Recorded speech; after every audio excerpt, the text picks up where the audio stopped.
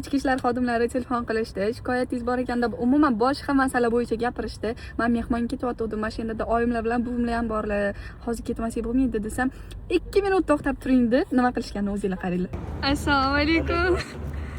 Voy, rahmat. Rosa xursand bo'ldim. Hozir chiqib anilar. Assalomu alaykum.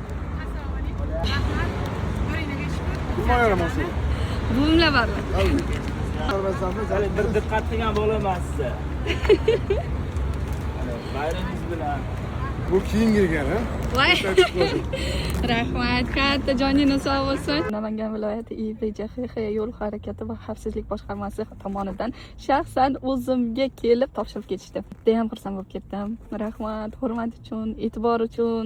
Bundan oldingi videoyimda 3 yil kutganman, meni bir marta ham tabriklashmadi degandim. Bu yil уже 4-yil edi.